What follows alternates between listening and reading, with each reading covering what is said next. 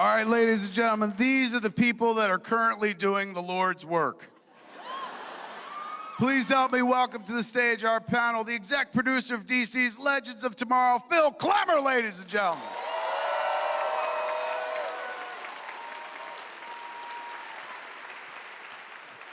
Good day, sir. The exec producer of Arrow, Wendy Miracle, ladies and gentlemen.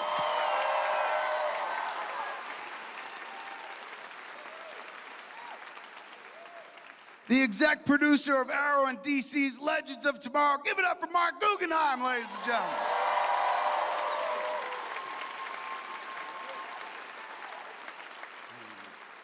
Ladies and gentlemen, this man taught me to run, and he let me go to space twice with Supergirl. I love this guy more than my own child. Give it up for Andrew Kreisberg, ladies and gentlemen.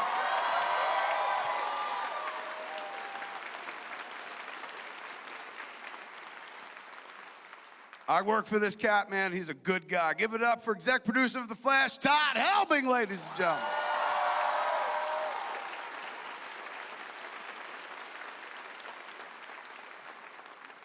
This guy's related to that good guy, and he's also a good guy. Another exec producer on The Flash because they only hire siblings, Aaron Helbing, ladies and gentlemen.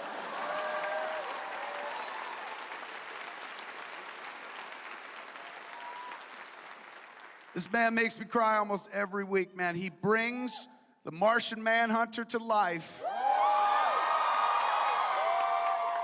Most of the time without makeup. You know how amazing that performance has to be? That's amazing performance, man. Give it up for David Harewood, ladies and gentlemen.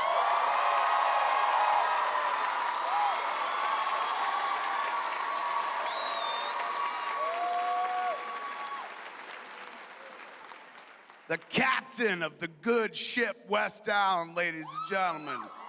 Give it up for Iris West from The Flash, Candace Patton.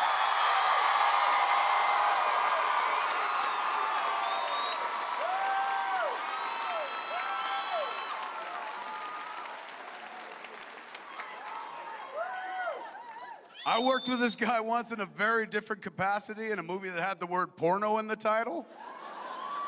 But now he's Ray Palmer in DC's Legends of Tomorrow. Give it up for Brandon Rao.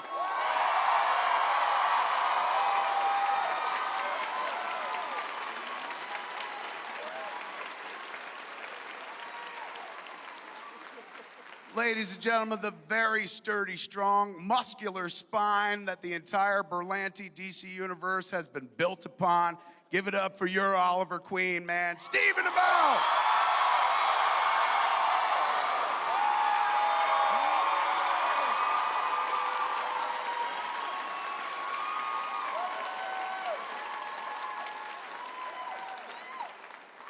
I've been working nearly 25 years. I never worked with anyone more talented, sweeter, somebody who gives me hope in humanity, ladies and gentlemen. That helps because she plays Supergirl herself. Give it up for Melissa Benoist.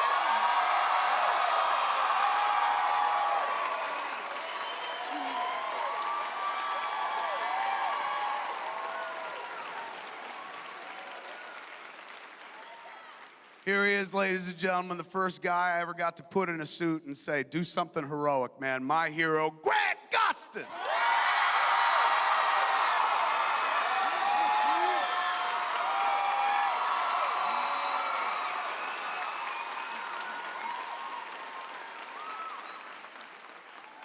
Give it up for a man who I met very briefly when I was not. Seemed like a great guy, and I can't wait to work with him one day because he seems funny, but they make him do a lot of serious shit on that show, man. John Diggle himself. Give it up for David Ramsey.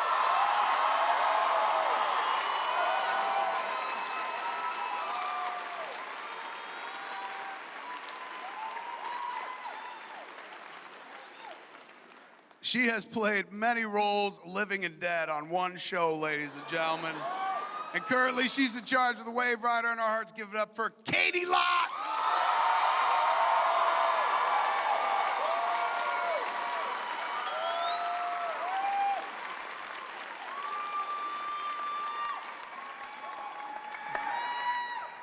All right, kids, let's start with, I'm going to jump back here real quick. We're going to roam around, make it easy. You cats right here particularly, you were here for the beginning of this long journey that become 4 shows, maybe 5, and hopefully one day there's one show for every day of the week. Because then I don't have to face reality.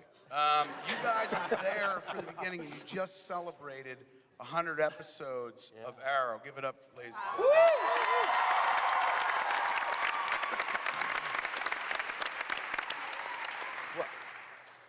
Go ahead. What's funny is I remember being here at the first PaleyFest and one of the questions being, will there ever be superpowers on Arrow? And me looking out and in all sincerity and honesty saying, no, we were never going to have superpowers on any of these shows.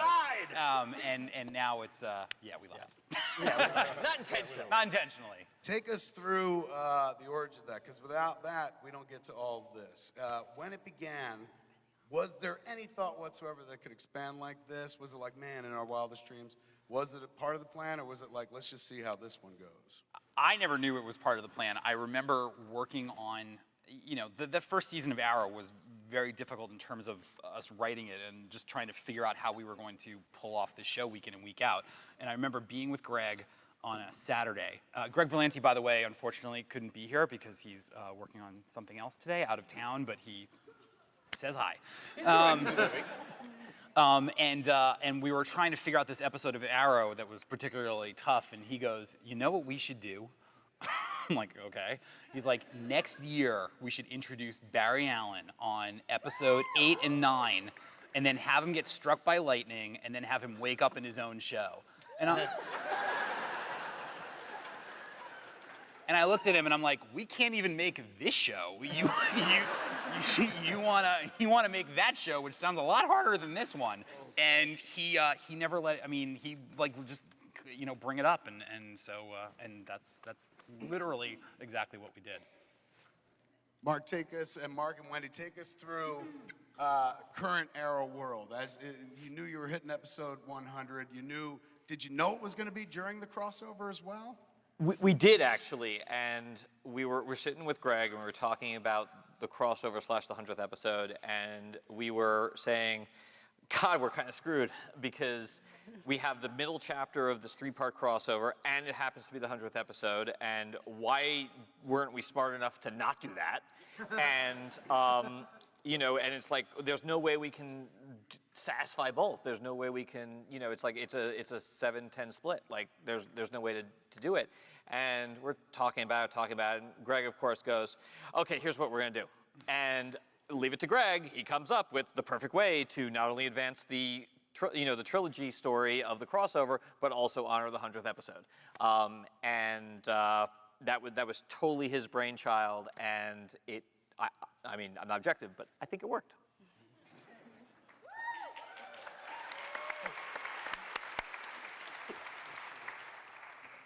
Yeah, I mean, what can I possibly add to that? It was, I think, when Greg came up with that idea, we again got very excited. We knew we had that exact same challenge, and we'd been talking about it in the writer's room for a while. And when he came up with the idea of having Oliver basically, have this version of a life that he could have maybe experienced had he not gotten on the gambit, we were all very excited about that. It was something we had talked about in the first season. We'd always talked about what would Oliver's life, where could he have gone, what could he have done, what would his life have been like with his family, especially his parents still intact. And it was a great emotional episode in the middle of all this kind of alien invasion craziness. So we kind of got the best of both worlds. It felt like, I know you'll get this, I don't know how many people will. It felt like the 20th anniversary issue of Fantastic Four, Terror in a Tiny Town. It was like, that's what I said to Greg, and Greg's like, yeah, but it felt more like an anniversary or a milestone issue of a comic book as opposed to a milestone episode of a television show. And I think that's why we all got excited, because it's like, oh, we're celebrating the 100th episode of Arrow by basically writing the 100th issue of Arrow the comic. David, I wanted to ask you real quick. On that show, wrong David, I want to talk to you. You kidding me? On that show, they make you be so serious, but then whenever you cross over, you get the funny lines. I'm still trying to get over you thinking David was David. It's all good. Should I go with it? Yeah. I won't go with it. Just be thankful it wasn't Candace. Well, all right. Every time I get to go to Flash, I get to have so much fun, right? John Diggle gets to be, John Diggle was kind of funny in the first season because I got all these one-liners, and every time Oliver said something, I would say, "Don't." No, Oliver. Stop, Oliver. Of course, Oliver would do the same thing. So there was some levity there, but I think actually when Felicity came, to really just kind of changed and kind of really lightened the show up.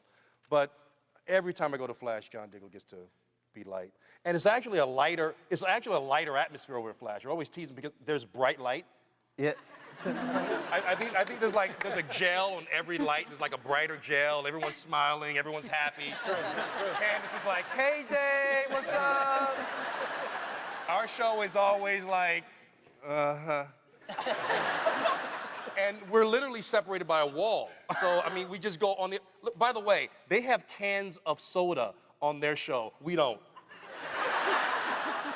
No, I'm serious. Andrew, this is the truth. Like, Steven, I mean, What do you need soda can for? go... We don't get Coke or Mountain Dew or Pepsi. Flash does. We can get. This is the truth. You know what? This is the truth. You know what? Once we start pulling a 0.9 or a 1, you got carbonated beverages. And I thought I said the wrong thing.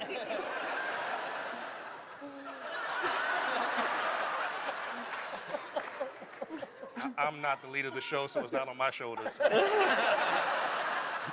What an appropriate time to move to the lead of the show. Steven, I've never done 100 anything in my life. Give it up for Steven, ladies and gentlemen.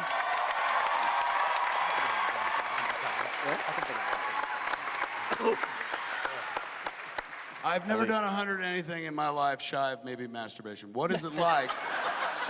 What is it like to complete? What is it like to carry something that long? Try to take that image out of your head. I didn't know how I would feel during the 100th episode, but there was a much bigger sense of accomplishment than I thought there would be. The first scene that I got to shoot on it was you and I walking out in the garden. It was this beautiful day, and our director had set it up as this big wonder, and I just remember thinking, wow, we actually did it. And I started to go over the members of the crew that were there on the pilot, because so many of them were there for the 100th episode. And I started to think about all of the crew and the cast that were there in the early days that are now in much more senior positions or bigger roles or leading roles, on different shows. And it really struck me. It was really easy to play the emotional moments of that episode because so many of them were true. That scene where I get to say goodbye to my parents, not a lot of prep went into that one. That just came really naturally. So I'm very, very proud in this day and age to make it to 100 episodes, and I feel like the path to 200 will be easier.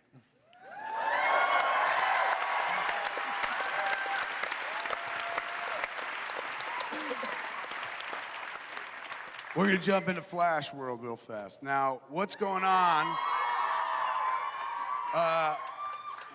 I was so excited because I was like, yay, they're engaged. And then I was like, you son of a bitch.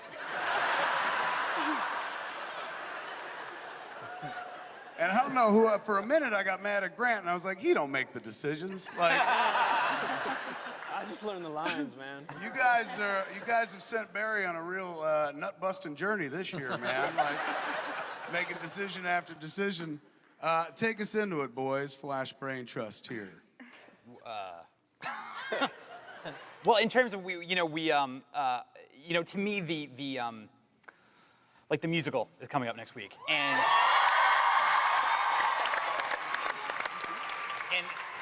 to me the best, and I don't mean this pejoratively, but it's like a gimmick episode, and to me the person who did those kinds of episodes the best were Joss Whedon, and you think of Hush or The Once Body More with or Feeling. Once More with Feeling. And what was so great about those episodes were they didn't like stop the main ongoing narrative of the season to sort of like step outside to go do something fun and then get back to things. I mean, those episodes really spoke to what the characters were going through. And so, we kind of set it up so that on both Supergirl and Flash, Barry and Kara would be at romantic crossroads. And so that when they go into the musical episode, they're sort of both in the same place, and they can go on this journey together to either get back the love that they think they've lost or not. And It better be the former. All right, there you go. Don't worry. I could boil that answer down to you guys love torturing the viewers. Admit Yes. it. What's this, Admit you it. guys? You're a part of this too. We're not separated by a row here. What is it like when you guys sit down and break a season? Like, how did you pick this year? It's Savitar. How did you guys arrive on Savitar? It's hard because we've sort of, you sort of become a victim of your own success in some ways, and the Reverse Flash was so successful in season 1, and then it was like, well, we need something scarier than him, and we came up with Zoom, and it was like, oh, wow, he was scarier, and like, what could possibly be scarier than Zoom? A slow villain. A slow villain. Actually, it's Easily funny. caught by episode 2. But it's true. We're actually next season we're not going to have a speedster as the big that bad. right? It'll be the Next first season, no time. speedster? Yeah. So we're. Hey, the show's called Flash. It's about a boy who runs fast. But we, with Savitar, we know who he is under there, and we've been planning this for a while, and we're really excited about it. And it always goes to, no matter which show it is, whether it's Arrow or Flash or Supergirl or Legends, the title of the show should be Flash Begins or Arrow Begins, because they're not who they are yet. And so I better be getting close. You're almost there. You're almost there. Jesus.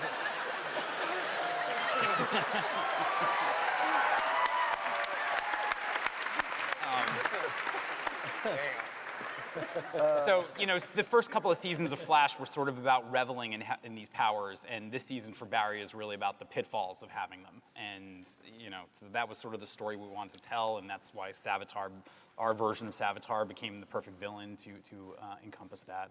And we're really excited for people to see, like, the last run of 7 episodes. Oh, I know what happens. and I'm Well, I know very- you know. I learned early on. So let's talk to the fastest man alive himself, Grant.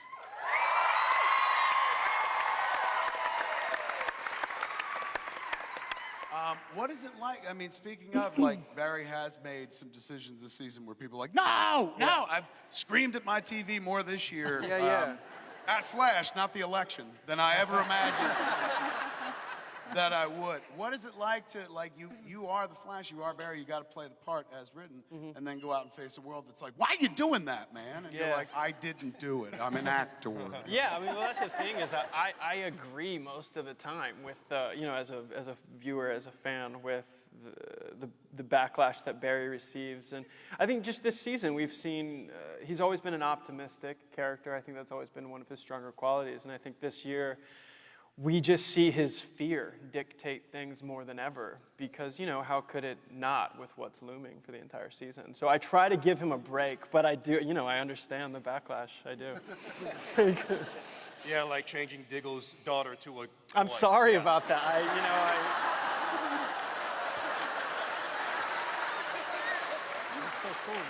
But you know what? That's actually fair because watching that show has removed my sex as well because I spend all my time binging and doing nothing else. Yeah, cool, man.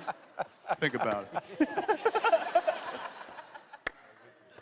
I'm gonna go down to Candace. Candace.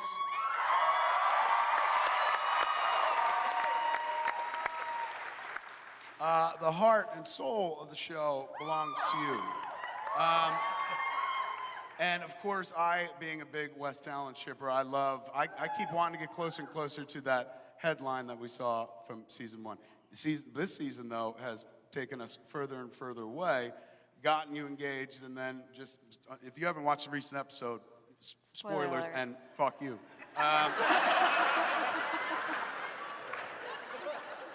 And then we saw that engagement kind of dissolve, at least momentarily. Emotional roller coaster that you always have to kind of center the character as fast as he is. You have to be his gravity. What's it like playing that part? The only part, on the show, the part on the show of the one true superhero Get it off your chest, who yeah. has no superpowers whatsoever. There you go.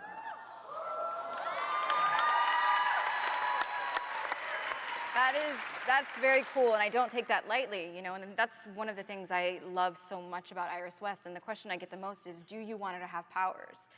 And while I always say, yes, I'd love to strap some leather on for an episode, I love that she provides this human quality to this very superhuman show. It's something that our audience can all identify with. I mean, none of us are probably gonna get struck by lightning tomorrow and end up being the fastest man alive. I mean, it could happen. But I always say, you know, this show reminds us, you know, if you did get struck by lightning tomorrow, are you Barry Allen or are you a villain? Who are you today? What kind of person are you? And so it's really fun for me to get to play this really human element on our show. I think she's extraordinarily important to Barry's superhero narrative. Yeah.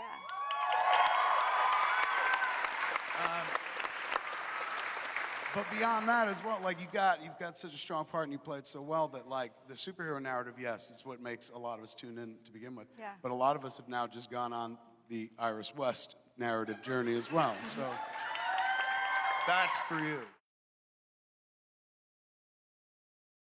Speaking of strong females, good Lord, they got one on CW named Supergirl, ladies and gentlemen.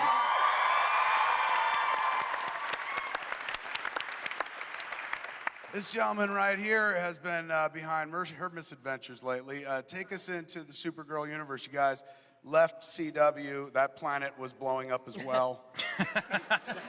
And you landed on the planet CW where there seems to be a much better fit. And you've been able to kind of take the show in directions that maybe like in season 1 you didn't think about.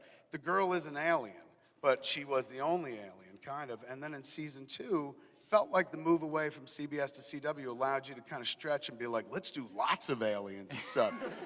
Now there's an alien bar, like every storyline is an alien and stuff. The president's an alien, you know. So you took the ball and ran with it. Talk to us a little bit about that. It's no disrespect to CBS, who are very gracious hosts to us, and truth be told, we pitched a lot of what we were going to do in season 2 to CBS, and they were going to be cool with a lot of it before the change. So it wasn't, that wasn't sort of as big a switch as that people think. I think it was more just in terms of us and trying to figure out what made Supergirl special and why is it different from the other shows. And on Flash, you've got, it's more family drama, and Arrow is more crime drama, and Legends is, insanity. And but the one thing that Supergirl could really do is, because it's kind of baked into the DNA in terms of like, what does it mean to be a woman in the world and a young woman, and how do women find their power, that it was already sort of built into the cake that like the show could take on issues. And so when we were crafting this season, we started talking a lot about what's going on in the world in terms of immigration, in terms of journalism, in terms of LGBT rights, and we realized that this show and this cast more than anything else could handle mixing that real world stuff into the superhero world, and I'm as proud of the episodes where we've really touched on that as anything I've ever done in my career.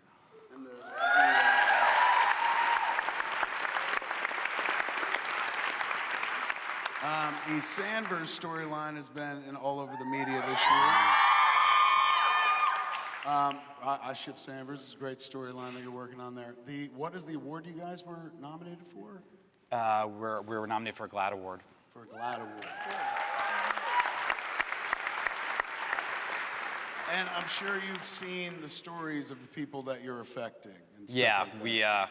I mean, we certainly didn't set out to do that, but, you know, I mean, the response that we've gotten and just the personal stories that we've heard, you know, whether it was through Twitter or Facebook or Instagram or people like who we just meet in life, you know, who you hear they work on Supergirl, you know, telling how much Maggie and Alex's relationship means to them, how much Alex's journey has meant to them, how much, you know, Kara and her family and her friends, you know, being there for Alex, you know, as she's made this journey has been really gratifying because, you know, I mean, we're up here to entertain people, but, you know, if in some small measure that like we did some good and you know, made somebody feel a little less alone in the world for 42 minutes, that's really special.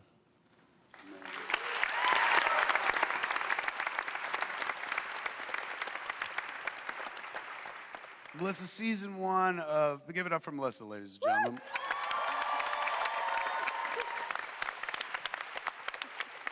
I've told you this, but I'm gonna share it with these cats. Season 1 of Supergirl, the episode where you were exposed to manufactured red kryptonite. That was the episode where I lost my shit, and I was like, I will follow that woman into hell, because that should have been one of the dopiest episodes. Red K is always like, it makes me naughty. You know, it's kind of a dopey storyline, but they managed to tell a really moving story where after you got knocked out, you wake up, and your first thought after the Red K is out of your system is this, oh my God, did I hurt anybody? And you see you hurt your sister, and you break into these tears, and you apologize to your sister in the most authentic apology I've ever seen in my life. I went back to people in my life and was like, you once apologized? It wasn't good enough. Like,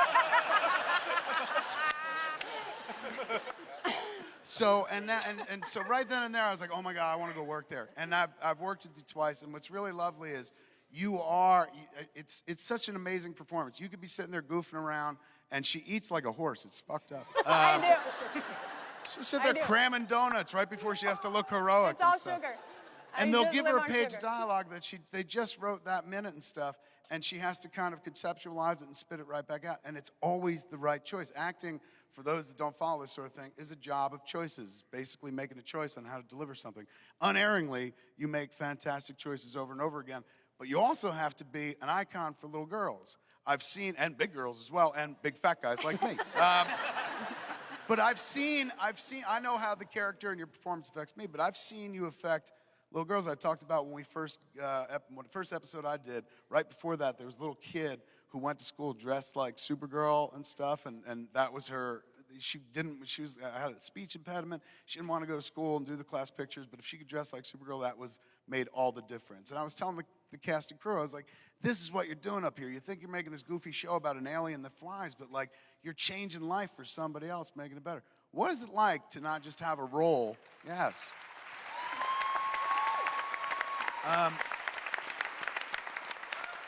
What is it like to not just have a role, but to have a role, you know what I'm saying, in people's lives? Well, it's interesting because having Linda Carter on the show, I think she was in a very similar position as she was a role as well. And she had some really great insight to it, and she still is that. Like, she is Wonder Woman, and she's wonderful to be around and inspiring. And I think I was overwhelmed by that prospect my first season, and now, especially with what's happening in the world, and I got to go to the Women's March in DC, and it felt really meaningful, and it felt like what we do and what we stand for, playing these people with superpowers, and especially Supergirl, her motto is hope, help, and compassion. I think that's a really important message to spread, so I feel really grateful that I get to be a part of that. And best of all, at the march, you had the best sign of anybody.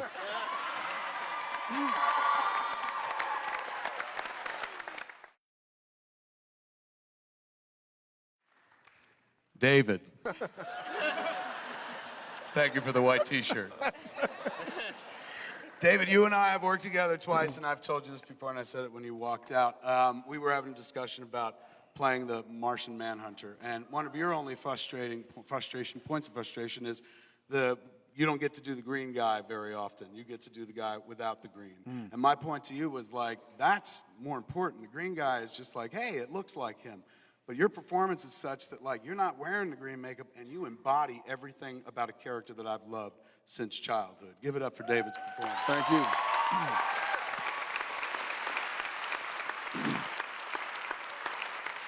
Now you, like some other people here, come from serious episodic television. You used to be on Homeland at one point. What's it like coming to a show like Supergirl, where at first, on the surface, it may seem like, what, girl in a cape? But you get to do a lot more. Talk about that. Well, first of all, when I first read the script, I was kind of blown away. I wasn't expecting it to be so funny and so entertaining. So it was an easy choice, easy decision to make to do the show. And I have to say, we've got a great cast. I mean, Melissa's a fantastic lead. We've got the wonderful Kyla Lee, Jeremy Jordan, McCard. I mean, everybody. We've just got a really great group. So I thoroughly enjoy coming to work every day, and have really enjoy working with everybody. And it's a great creative team, and I'm just feel very fortunate to be playing such a fantastic character in such a great group. Here's the thing most people don't get to see because David always so serious and stuff. Between takes, he does cartwheels around the set. It's adorable. You haven't lived until you've seen the Martian Manhunter do a cartwheel. All right, let's talk to Phil over here, man. Yeah. Phil, looks like you just lost your mind this year with this amazing show, Legends of Tomorrow. Take us.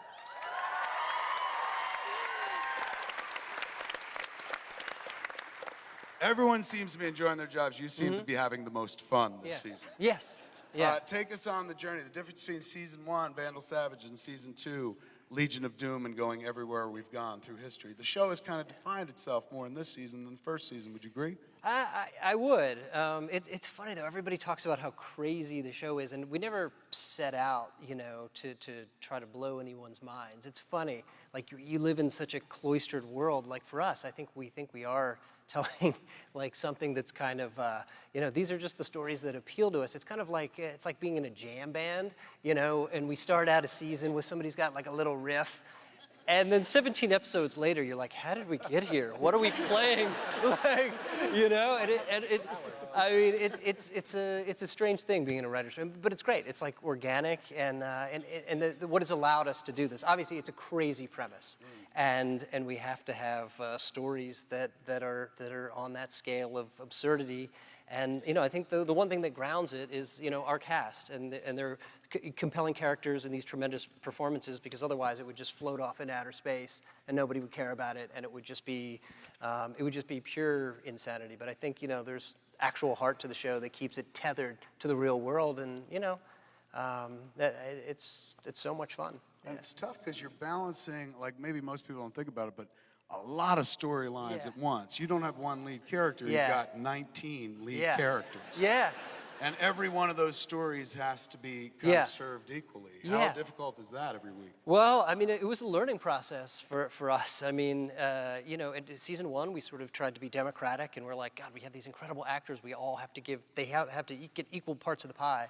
And then we sort of realized, like, calm down. You're going to get another season. You can actually let somebody come to the fore and focus on one character or one dynamic or one theme, and it's cool. Like the other people can sort of drift into the background knowing that they're going to come back up, and you compare people. Like, Brandon's episode that aired last week, we went to outer space, and of course, Ray Palmer wants to be an astronaut.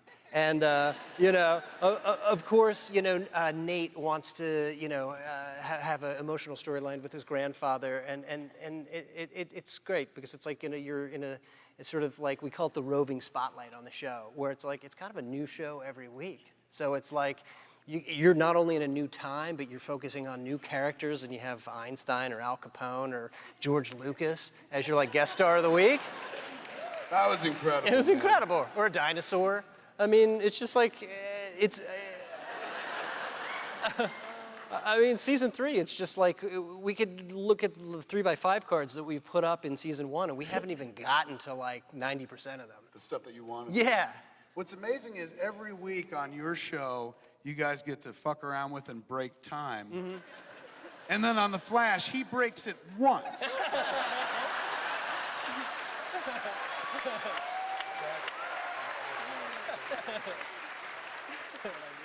Just once, and they get a whole season out of it and shit. Katie, my first experience with you before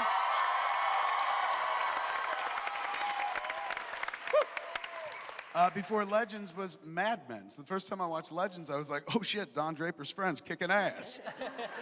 And you've existed in a few incarnations throughout this universe, and now you're pretty much de facto captain of the Wave Rider, the other insanely strong role model in the DCW universe that we have going on. Talk about playing as many canaries as you have.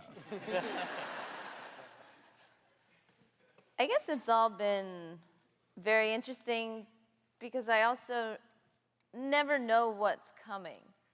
So when I first got on Arrow, it was 3 episodes, like at first, and then it kind of turned into more, and now you're going to be playing, the Canary, and then it's like, and now we're killing you off. Goodbye, thank you. And it was like, and then a couple months later, and now we're bringing you back. And you're going to be the white canary or the red canary, some kind of canary. And each time, like, I really don't know where things are going. When they made Sarah kind of step into the captain role, didn't see that coming, but it's been really fun. I think Sarah kind of is like a lone wolf, so it's either like she needs to be like kind of doing her solo thing or leading, because she really is so strong-headed. But it's a lot of responsibility for her, not for anybody to have that kind of decision-making on your shoulders. And you're dealing with this group of people, herself included, and everybody's just like outcasts and misfits. We always joke around that, like, our show, like Legends, is like the outcast and the misfit of, like, you got Flash, Arrow, like Supergirl, and we're like, hey, there's another show. It's called Legends of Tomorrow. And people are like, oh yeah, no, I don't know that one. We're like, well. It's got a long title and 96 leading characters. Yeah. But yeah, we all really are kind of like our characters, and it's a lot of fun. Give it up for Brandon, ladies and gentlemen.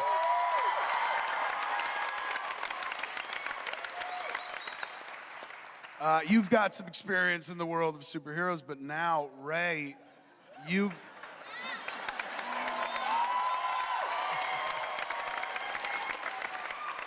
Just saying I'm old, isn't it? But Ray has become uniquely you, and you were always the road in for me on that show, because Ray's biggest concern is like, I don't want to be forgotten. And when he finds out in the beginning, it's like, nobody remembers you in the future, dude. It's almost part of his motivation to go on the journey. So as such, I've always felt like, ironically, even though he's got the high-tech suit and he's the fucking guy with the money and stuff, he is our way into that world. Do you play him as the everyman? How do you approach that role? Yeah, I mean, I think of him as the everyman. I think part of Ray's arc, maybe from Arrow to where we are on Legends, is letting go of the fame, the money, the leadership, all of that, which he was working through in Arrow. Like, it's about the job, and all the other things are great. But he had, as a kid, he probably, as a younger Ray, he enjoyed that more than he did towards where we pick up with him in Arrow. And transitioning to Legends, I think his journey is, I want to be remembered, but wait, does it matter? Or for the greater good, do I just put one foot in front of the other and make the decisions that are going to help my friends and the world and humanity, and step into that as his journey? What am I without my suit? Am I still effective? And the journey of that this season is that he is, and there are all kinds of other ways that you can be a superhero, and yeah, I think that's kind of where he's going. Let's talk about that. Beautiful. Let's talk about that suit. Looks complex and hard to put on. Is it a pain in the ass to act in, or by this point, or no? For the first hour, it's fine. It's kind of. Unfortunately, we don't only shoot for 1 hour. Yeah. We shoot for 12 or 14 hours. So that's where it gets more challenging, not only for my sanity and for my need to use the restroom, but also for my back and my spine. But it's, I have a great crew. The Atom Tech suit techs are fantastic. We pride ourselves on being ready before camera probably 90 to 98% of the time, so they're not waiting for us. Answer the most important question. Is there a dick door in that suit?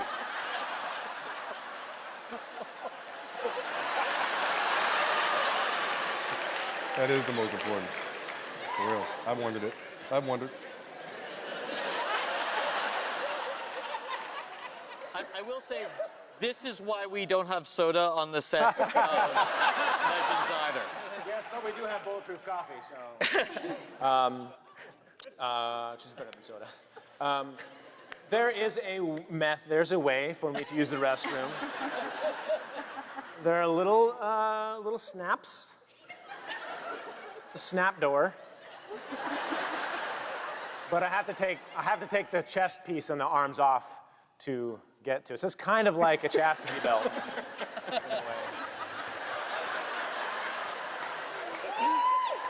By the way, cut to on Monday, Phil and I are going to get an email from Brandon. The subject line is going to say request for season 3. Dick door. Yeah. I've learned to pace my morning well. That's the move? Food and liquid consumption, yeah.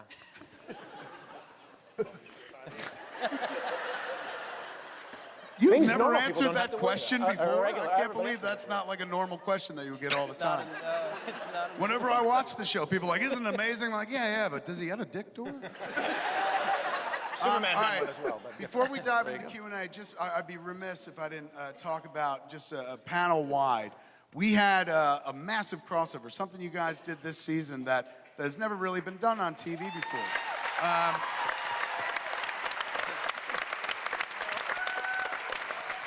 Dream come true for a fan like me. I read Invasion storyline when I was collecting comics back in the day. So seeing it come writ large come to life, seeing the Dominators, all that stuff was like, oh, what an age of wonder we live in, shit like that.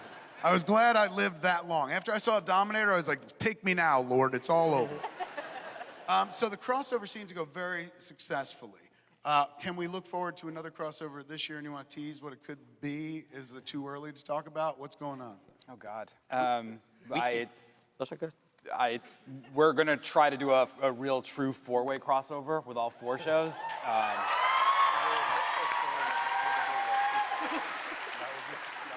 But that's Can who meet? Who? Iris. Kara and Iris meet? We can say it. She's going to be in the crossover. Start taking notes, boys. They're writing for you right here. Let's talk to the cast about it real quick, though. That brought everybody together. I'm sure it's fun for a minute, but what a pain in the ass moving schedules and stuff like that.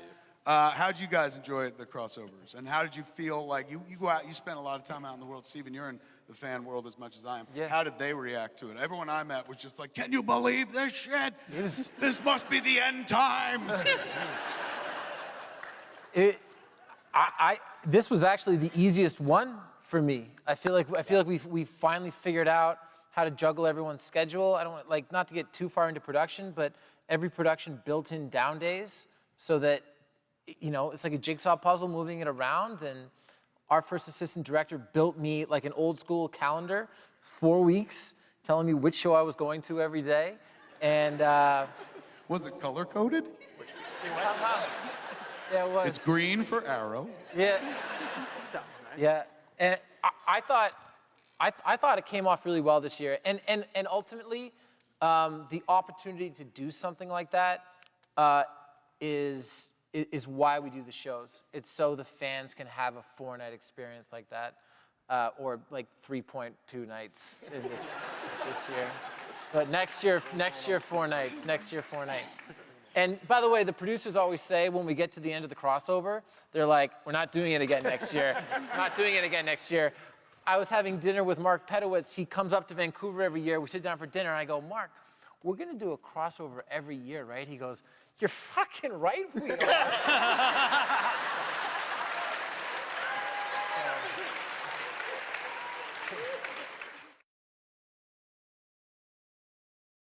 I can think of no better way to head out into the audience for Q&A at this point. There are runners with microphones, I believe. Hand up, someone will bring you a microphone right there. Bring that, totally, bring that lady a microphone. Thank you. How are Wait, you? were you not looking at me? Were you looking at him? Okay, sorry. First of all, love you guys. So I just started a nonprofit that aims to stopping the stigma surrounding mental health and increasing youth advocacy. So thank you.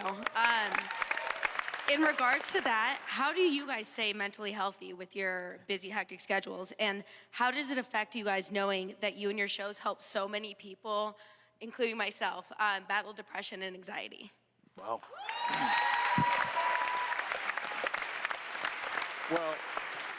Well, I can obviously, just speaking personally, but we have so much fun on the set, and there's a lot of, obviously we spend a lot of time with each other, and I think it's really important that we find humor throughout the day, and luckily on the set of Supergirl, that's very often.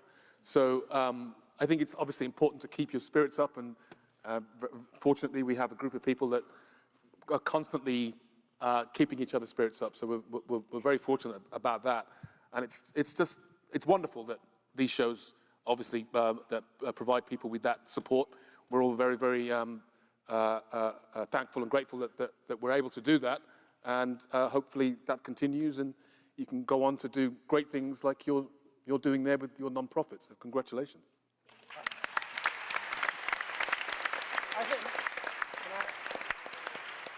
Guy right there in the yellow shirt. How can we miss him? Just wait till you get the mic. It's coming around. Look, she's hustling. Like Barry Allen, she's making her run.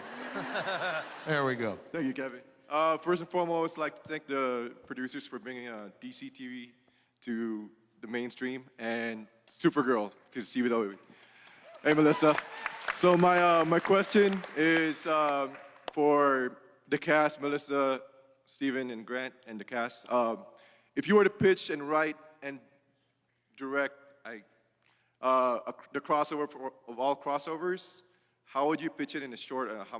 Doesn't matter how outrageous it is. What would you like to see on that crossover? The next crossover. While you guys think about this. It's just, the Arrow side of it is just Oliver and Diggle having a cup of coffee and playing chess. Andrew and I have pitched that as the four-night crossover, actually. And at the end, the Legends and Supergirl and Flash show up and say, we need your help, and we're like, we're good.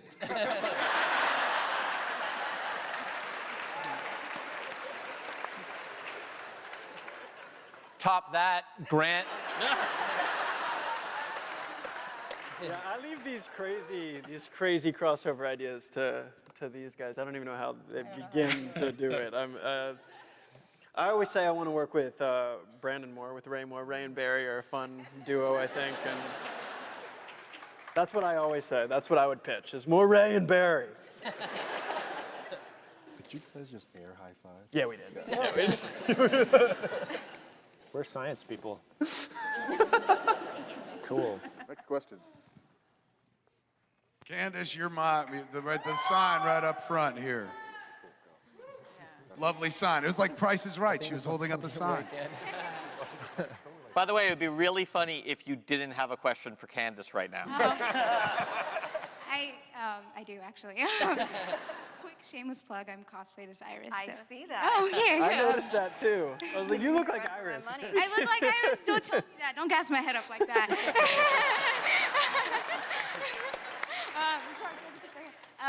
A writer for episode 19 teased that it was about the importance of Iris West with the twist. I was wondering if you could tell me anything about that episode. All right, you guys. About episode what? 19. 19. Is it the next one there? That is so far away. Is that? Which one or is that? Andrew? Or Well, 18 has Abracadabra, who's also a villain from the future, and he knows who Savitar is, and it becomes a moral conundrum. Do Barry and the team let Abracadabra go in order to get Savitar's identity? And it's one of those great sort of morality plays, and Iris and Barry have a great scene about the can you be a hero if you do one bad thing for the better good. So that's a really exciting episode coming up. Todd, Aaron, what's 19? I can't remember. These numbers, I can't remember them. Future. 19 is called The Once and Future Flash, and Barry decides that the only way he can find out what he needs to know is in the future. That's right. Now I remember. What happened? What did I do? Did I do something? I didn't say anything. Hi, everyone. I have a two-part question for Stephen. My first question is from a friend from New Jersey. Woo! She is right now studying to be a physical trainer. She has questions about your training, specifically how many days, how many hours does she need to train to achieve the latter? I'm just naturally good at chin-ups. Yeah, I figured as much. Yeah. When I used to live 5 minutes from here, and I would walk up Runyon Canyon for my exercise, and I had a chin-up bar in my house. Oh, nice. So lucky me. Yeah, very much so. The second part of my question, you would make my entire life if you could say, Janae Williams, you have failed this city. What was your name, though? What was her name? Sorry, just 1 second. What was your name? Janae Williams. Janae Williams. Janae Williams.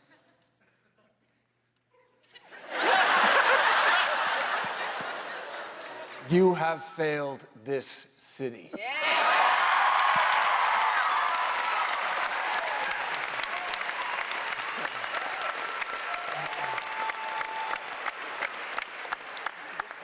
White shirt right there, or dude on the end in the shirt. Yeah, there you go. He's closer. Hi, first I wanted to say welcome and great to see all of you, but my question is to the executive producers. I know you guys film out in Canada, so what are the chances in the future of maybe filming here locally in LA? Yeah. I think we would all like that.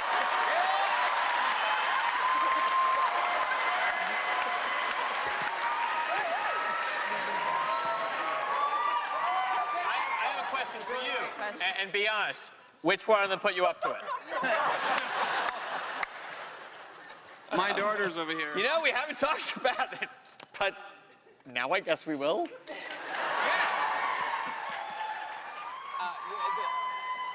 The truth is, it's all based on economics, and it's just shooting. And we actually, with Supergirl, it's actually the first time there's sort of like an actual side-by-side comparison, because we filmed Supergirl season 1 here in Los Angeles and are shooting in Vancouver for season 2, and just in terms of what it costs, it was financially impossible to make that show down here, and we're certainly incredibly proud of season 1, but season 2, if you're watching it, is certainly bigger, and there are more locations, and there are bigger guest stars, and there are more of them, and there's more visual effects, and the show was, and there's more Melissa, and it just, I'm sorry, what?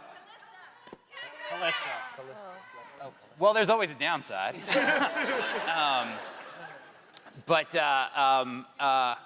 And so, the show had to move up there to survive, to be the show that it is now.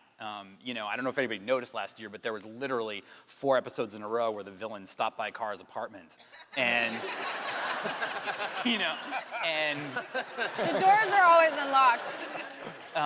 and there were a couple of episodes where we actually didn't leave the lot, you know, and it became impossible to tell the kinds of stories we wanted to tell. And I mean, she you know, Kara can fly. I mean, she can go anywhere, and it was really hampering the storytelling. And now, you know, the shows are not ever easy to make, but at least we have the money that we need to be able to tell the kinds of stories that we want to tell. So it's unfortunately, like I said, it's just a matter of dollars.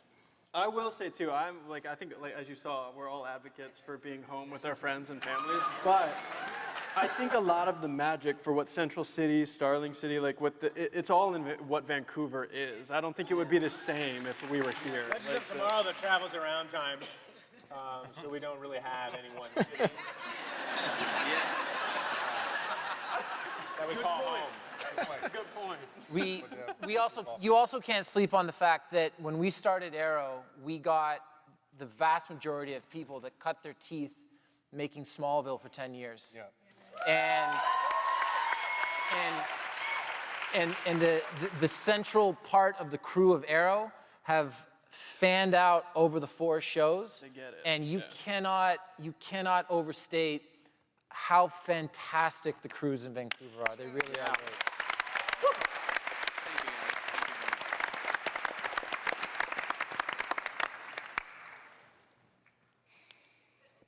Over there, right there, the Green Lantern shirt. Woo! First of which is, this is unreal. I love you guys.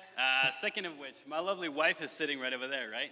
And so when we started dating, we were always talking about, you know, celebrity crushes and, you know, who'd be a hall pass and blah, blah, blah, blah, blah. And so she was all like, oh, Enrique Iglesias. And I was like, no, the only 2 guys I would be cool with kissing on the cheek would be Stephen Amell and Grant Gustin.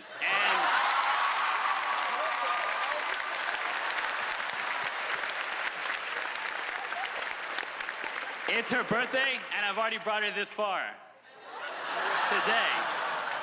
I didn't catch the last part. What was the last part? Sorry, what? We didn't hear the last. We didn't hear the last part. I think he just I offered said you his it's wife. her birthday today, and I've already brought her this far to you guys. He offered his wife? This is like inverse indecent proposal. It's like indecent proposal. Yeah. Is there a request? Sorry. Stephen Amell, Grant Gustin, would you kiss my wife on the cheek?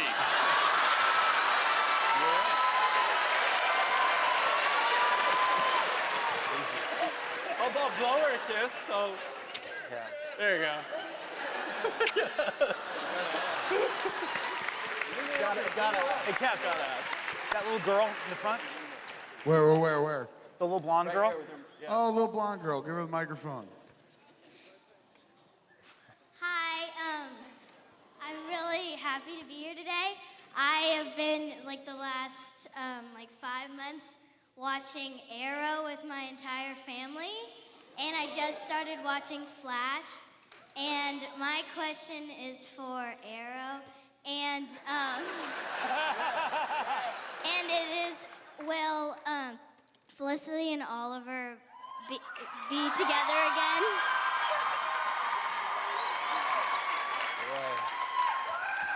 That's not really up to me. But I will say that they have some really, really cool stuff coming up. Thank you. Thank you. Let's say we got to take 2 more, and then we got to get out of here, unfortunately. On that side, right up front here, the girls jumping up and down. Somebody get a mic. Here comes the mic.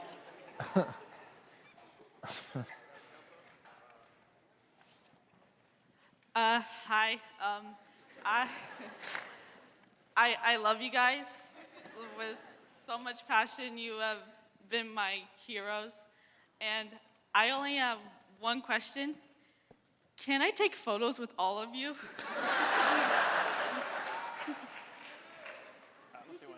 Do you have a, yeah. Yeah, my friend and I. My friend and I. Oh yeah, just come on up. Really? Really? No, actually. Oh my God.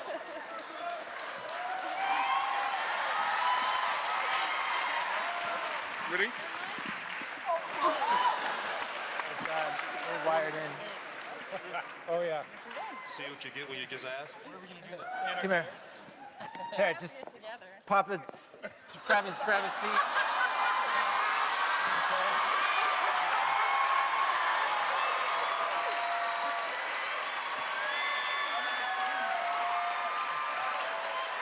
There you go.